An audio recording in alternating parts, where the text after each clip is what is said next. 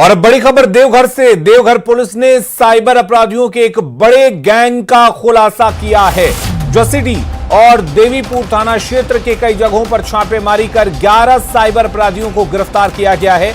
ग्राहकों को ये झांसा देकर ठगते थे। इनके पास से पुलिस ने 30,000 नकद सहित 22 mobile phone, 36 SIM card, 14 passbook बरामद किए हैं। एसपी ने बताया कि गिरफ्तार साइबर अपराधी लोगों को लगातार फोन कर अपना निशाना बना रहे थे। गिरफ्तार अपराधियों से पुलिस गिरोह के दूसरे सदस्यों के बारे में जानकारी ले रही है।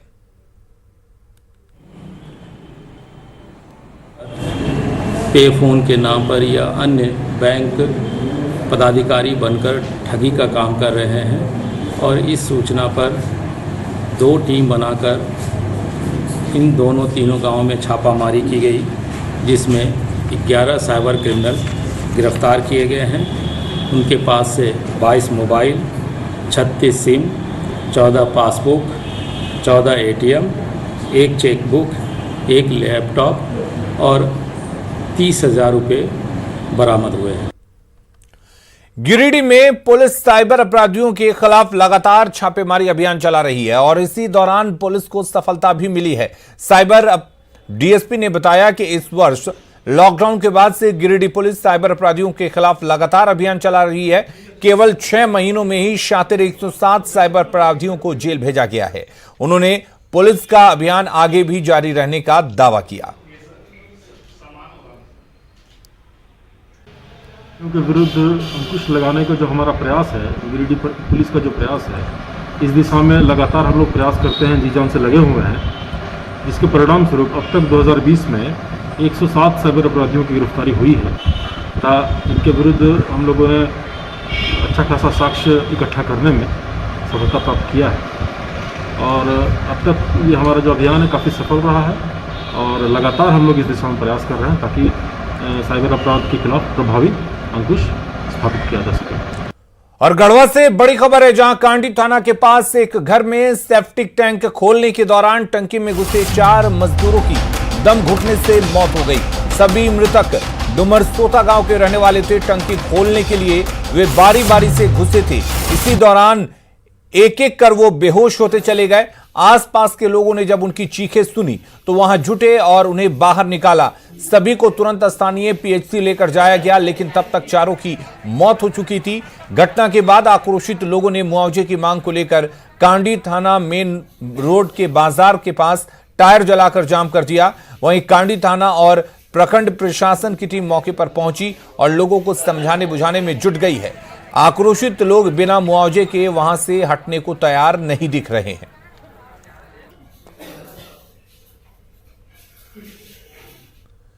रांची में बरियातू थाने के एसआई पर सिपाही ने ही मारपीट का आरोप लगाया है, जिसके बाद गंभीरता को देखते हुए पूरे मामले की जांच के निर्देश दे दिए गए हैं। पिटाई से घायल जवान का नाम राजेश किरकिट्टा है और उसकी पिटाई का आरोप एसआई अंकित पर लगा है। मामले की जांच को लेकर बरियातू थाना प्रभारी भी राजेश के घर पहुंचे। पूरा मामला घरेलू विवाद से जुड़ा हुआ था और इसी को लेकर उसकी भांजी ने बरियातू थाने में शिकायत की थी, जिसके बाद उसे थाने बुलाया गया था, जहां उसकी जमकर पिटाई की गई। अब राजेश ने इंसाफ की गुहार लगाई है। वो जो एक अंकित कुमार था, पता नहीं उसको बढ़ा चढ़ा दिया था कि क्या किया था, कि क्या मूड में था, कि पागल है कि क्या है। वही बोल करके हमको वही बात कर रहे हैं। हमको बोला गया कि हम पेपर लेकर के आइए। मुंशी साहब से हम पेपर जैसे ही लेने गए, ले करके आए, हमको उधरे से वो भी पीछा करते गया। उस तरह का गाली गलौज, तुमको शर्म लग रहा है, ये लग रहा है, ऐसे बोल रहा है। जब भी हमको कुछ पूछा नहीं है, तुरंत ही वो आया, बैठा। उसके बाद जैसे ही पूछने के लिए शुरू किया, दौड़ करके उठा हमको मारने के लिए। जैसे ही हमको दौड़ करके उठ करके मारने लगा तो हम अपना बचाव के लिए हम हाथ रोकने लगे। सबको ऐसे मार धार करने लगा। उसके बाद इतना मारा, हमको हाजत में अंदर कर दिया। उसके साथ दुर्व्यवहार की सूचना प्राप्त हुई है। मेरे द्वारा जांच करके एक फैक्ट फाइंडिंग रिपोर्ट इसमें सौंपी जाएगी, जिससे कि जो सही तथ्य है और जो वस्तुस्थिति है वो सामने आ सके। सरायकेला जिला के प्रतिष्ठित नवोदय विद्यालय में फर्जी दस्तखत और फर्जी दस्तावेजों के आधार पर नामांकन में फर्जीवाड़े का खुलासा हुआ है। अब इस खुलासे के बाद जिला प्रशासन कार्रवाई में जुट गया है। चालू सत्र में 10 मामले पाए गए, जिनमें जिन बच्चों ने नवोदय में चयनित होने के बाद टीसी दिया था वो स्कूल अस्तित्व में ही नहीं है। वहीं स्कूल के प्राचार्य, बीईओ और डीईओ का फर्जी दस्तखत कर दस्तावेज बनाए गए थे। ऐसे में उन सभी चयनित बच्चों का एडमिशन नहीं लेने का फैसला लिया गया है। साथ ही पिछले सत्र में भी मिले 6 मामलों में बच्चों का नामांकन रद्द किया जाएगा और उनके अभिभावकों से 1 साल की खर्च राशि की वसूली की जाएगी। डॉक्यूमेंट्स अगर गलत है, अगर टीसी गलत है, विद्यालय का अस्तित्व में नहीं है, तो उसकी जो है नामांकन को रद्द किया जाएगा।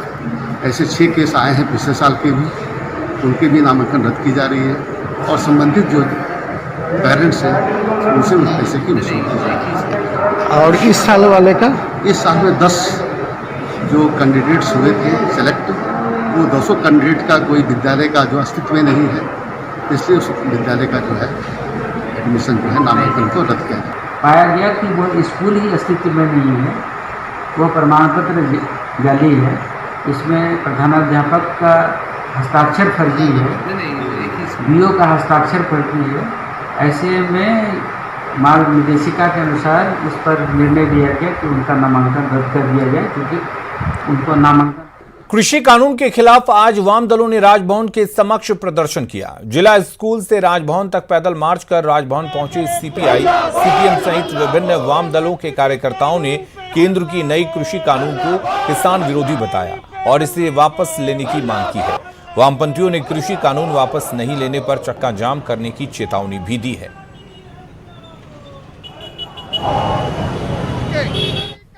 मोदी की सरकार ने 3 काला कानून को बनाया है, वह किसान के विरोध में है और उसके लेकर पूरे देश के किसान सड़कों पर हैं। हम कम्युनिस्ट पार्टी वाम मोर्चा के लोग भी समर्थन में साथ में खड़े हैं और अगर इस तरह के कानून बनता रहा, अगर वापस नहीं लिया तो पूरे देश के अंदर चक्का जाम होगा और किसी कृषि कानून को जनता नहीं मानेगी और मोदी को वापस लेना होगा। पंचायत सचिव परीक्षा रिजल्ट प्रकाशित करने की मांग को लेकर रांची के में मुरहाबादी स्थित बापू वाटिका के सामने सैकड़ों छात्र 3 दिनों से अनशन पर हैं। छात्रों की मांग है कि जब हाईकोर्ट ने पंचायत सचिव परीक्षा को लेकर किसी तरह का आदेश नहीं दिया है तो आखिर रिजल्ट क्यों नहीं जारी किया जा रहा है। लिखित परीक्षा और कौशल परीक्षण के बाद सर्टिफिकेट वेरिफिकेशन करा चुके छात्र पिछले 1 साल से झारखंड कर्मचारी चयन आयोग और कार्मिक विभाग का चक्कर लगाते फिर रहे हैं। झारखंड में जो पिछली सरकार में नियुक्ति शुरू हुई थी उसमें सबसे पहले इसकी नियुक्ति आई थी।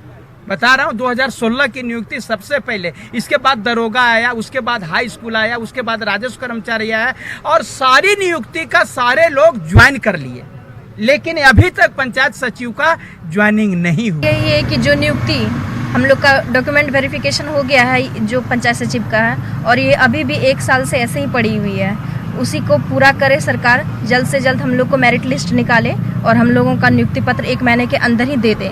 मेरिट लिस्ट अभी हम लोग को चाहिए, नियुक्ति पत्र हम लोग को 1 महीने के अंदर चाहिए। और आज हम लोग यहाँ पे आमरण अनशन में बैठने का ये हमारा अंतिम हथियार के रूप में है और हम यहाँ पे अपनी नियुक्ति प्रक्रिया को मेधा सूची द्वारा जारी करके हमें नियुक्ति दी जाए, यही मांग लेकर हम बैठे हुए हैं। और जब तक हमारी मांगों को पूरा नहीं किया जाएगा हम लोग का आमरण अनशन अनिश्चितकालीन है। एक हाथ से नियुक्ति पत्र मिलेगा तभी दूसरे हाथ से पानी पी के हम लोग आमरण अनशन तोड़ेंगे। यदि नियुक्ति पत्र नहीं मिलेगा तो हम लोग यहीं पे अपना दम तोड़ेंगे। बेरमो उपचुनाव के लिए बीजेपी उम्मीदवार योगेश्वर महतो बाटुल ने नामांकन दाखिल किया। तेनुघाट अनुमंडल कार्यालय में उन्होंने नॉमिनेशन दाखिल किया। इस मौके पर गोमियों के आजसू विधायक लंबोदर महतो भी उनके साथ थे। योगेश्वर महतो बाटुल के नामांकन के बाद बीटीपीएस के झारखंड चौक पर बीजेपी का चुनावी कार्यक्रम है, जिसमें प्रदेश अध्यक्ष दीपक प्रकाश के अलावा आजसू सुप्रीमो सुदेश महतो और गिरिडीह सांसद चंद्र प्रकाश चौधरी भी मौजूद रहेंगे।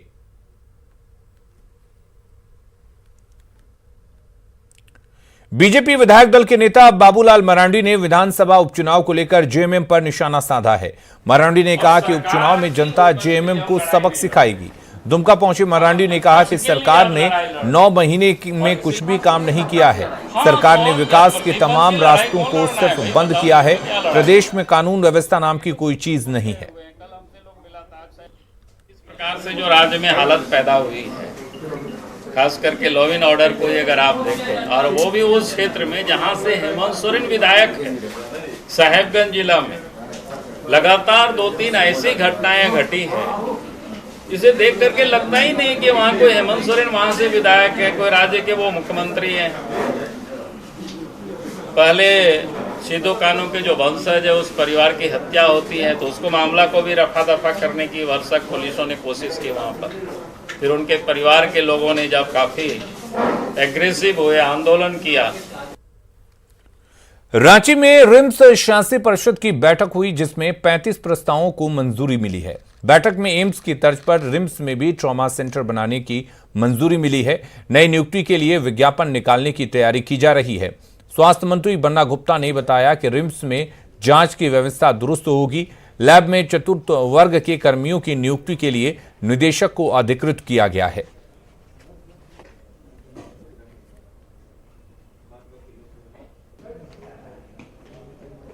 नर्स थी, उनका जो विज्ञापन वगैरह और ये सब निकला था उसको निरस्त कर दिया है।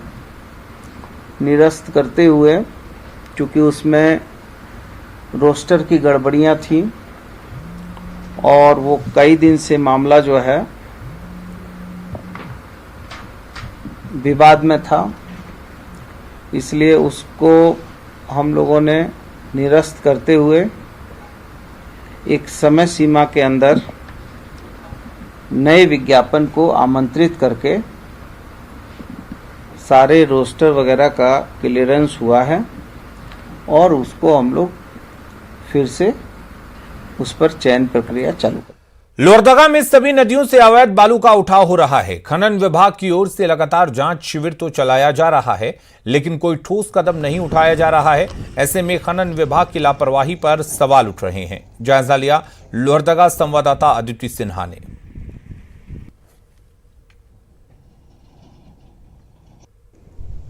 जिले में लगातार अवैध बालुओं का उत्खनन किया जा रहा है। कोयल नदी, शंख नदी के साथ अन्य नदियों पर भी इसका असर दिखाई दे रहा है। खनन विभाग द्वारा कई जांच शिविर चलाए जा रहे हैं परंतु उसके बावजूद भी बालू व्यवसायी अपनी करतूत से बाज नहीं आ रहे हैं। अवैध बालू का उठाव लगातार हो रहा है जिसके द्वारा यहाँ पर हम आपको दिखाना चाहेंगे कि जो 2-3 ट्रैक्टर लगे पड़े हैं वो यहाँ पर अवैध बालू का उत्खनन कर रहे हैं। चूँकि लोहरदगा में अभी अवैध जो बालू है उसका उठाव बंद कर दिया गया, इसके बावजूद खनन विभाग जो है वो बार बार यहाँ पर जांच शिविर चला रही है परंतु इसका कोई असर बालू व्यवसायियों पर नहीं किया जा रहा है। तो उत्खनन विभाग है वो इस पर मौन है। लोहरदगा से न्यूज़ 18 के लिए अदिति सिन्हा। खबरें लगातार जारी हैं, आप बने रहिए।